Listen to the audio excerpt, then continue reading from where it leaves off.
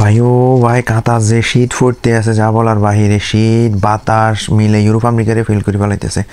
অনেক ঠান্ডা, অনেক ঠান্ডা। তো এখন যাবো রাত্রে ডিনার করার জন্য। আজকে ডিনার কী কী আছে আপনাদেরকে দেখাবো। ডিনার যাবো। আর এই রাস্তাটা আসলে অনেক সুন্দর, অনেক সুন্দর। দেখেন প্লেসটা অনেক সুন্দর।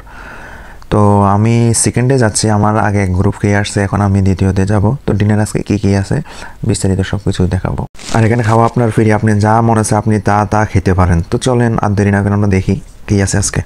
তো এখানে আজকে আইটেম আছে আপনার সাদা ভাত আছে, এদিকে আছে খিচুড়ি আছে, আবার এদিকে আছে আপনার বুটের ডাউল আছে, এরপর আছে আপনার মিষ্টি কুমড়া আছে, এখানে আছে আপনার গরু গোশত ছিল, এখানে আপনার চিকেন ফ্রাই আছে, চিকেন ফ্রাই, এদিকে আছে খাসির গোশত, হ্যাঁ সবজি দিয়ে খাসির গোশত। আর এদিকে আছে আপনার সাদা পাস্তা বলা হয়। আবার আপনার ওই সাইডে আছে আপনার সালাদ আইটেম, বিভিন্ন রকম সালাদ, দই, ফ্রুট। তো আমি খাওয়ার জন্য নিয়েছি একটু বুটের ডাউল, একটু মিষ্টি কুমড়া আর অল্প একটু গরু গোশত। আর এখানে আছে সালাদ আইটেম। এগুলো মূলত আজকে আমি খাবো আর একটা খবুজ দিয়ে। এটাই হচ্ছে আমার খানা। আর আমি এই তো খানা শুরু করে দিয়েছি অলরেডি। বুটের ডাউল আছে, এখানে একটু গরু গোশত আছে, এর পাশাপাশি নিয়েছে আপনার মিষ্টি কুমড়া এটারে আপনার ফ্রাই করে, আর সাথে আছে আপনার সালাদ, শসা আছে, গাজর আছে, আর একটা জানি কী ছিল ওইটার নাম জানি না। এই হচ্ছে খাবার খেতে খেতে সবাই এখানে কথা বলে, দুষ্টামি করে, অনেক লং টাইম সময় থাকে খাওয়ার জন্য। সবাই খানা খায়, এরপর আবার দুষ্টামি করে, এভাবেই সবার চলে যায়। আসলে বুটের ডাউল দিয়ে আর যখন গোস্ত দিয়ে খাই তখন ছাত্র জীবনের কথাটা মনে চলে আসে। যখন মাইজদি পড়ালেখা করতাম তখন ঠিক এমন হইতো যে মাইজদি গেলে মোহাম্মদিয়া হোটেলে বুটের ডাল দিই, গরুর গোস্ত দিই, মানে এটা একটা ছাত্র জীবনের খানা। এই জিনিসটা আসলে একটা স্মৃতি আর কি। এখন গরুর গোস্ত আর ডাল দেখলেই মানে শুধু মোহাম্মদিয়া হোটেলের কথা মনে চলে আসে। আর হ্যাঁ, আরেকটা কথা হচ্ছে ভিডিওগুলো আমি আসলে মজা করেই করি। এখানে এমনিতেই মজা করে ভিডিওগুলো করা হয়, কেউ ভিডিওগুলো নিয়ে সিরিয়াস অথবা অন্য কোনো ধরনের মন্তব্য করবেন না, বাজে মন্তব্য করবেন না। আমাদের তো স্বভাব হচ্ছে দেখা যায় বাজে মন্তব্য করা, ও কী করে, এই করে সেই করে, মানে বাঙালি জাতি আছে না, যা করার আর কি।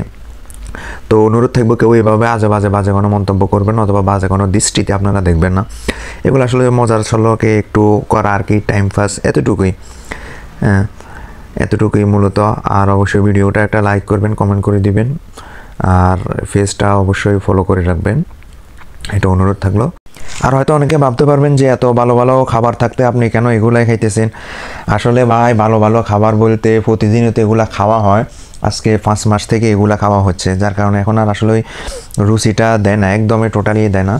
তো গ্রামের আসলে শাক সবজি ইত্যাদি এগুলো খুব মিস করি।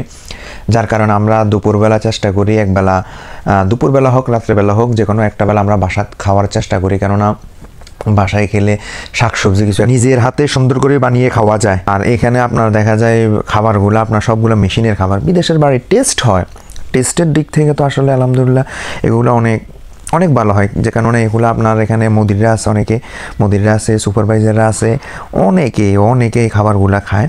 তো টেস্টের দিক থেকে তো অবশ্যই অনেক ভালো হয়, কিন্তু মানে খাবারগুলো আপনার মেশিনে পাকানো হয়, যার কারণে মেশিনে খাবার তো এগুলা পরবর্তীতে আপনার সমস্যা করে।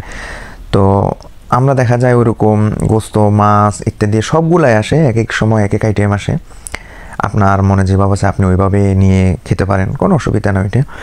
এটা হচ্ছে সম্পূর্ণ আপনার ইখতিয়ারি, আপনি যেভাবে খেতে চান ওইভাবে আপনি খেতে পারবেন। আর হ্যাঁ, এখানে খাবারগুলো কিন্তু সবগুলো মুসলিম আইটেমে আসে। এখানে হারাম জাতীয় কোনো খাবার আসে না, যেহেতু এখানে মুসলমান বেশিরই, এই কারণে।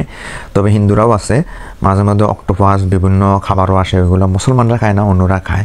এই হচ্ছে আর কি হালত। তো অনেক কিছুই বলেছি, বললে ক্ষমা করবেন। তো সবাই ভালো থাকবেন, সুস্থ থাকবেন। আজকে এই পর্যন্তই। আসলে ভিডিওটা কেমন হলো অবশ্যই কমেন্ট করে জানাবেন।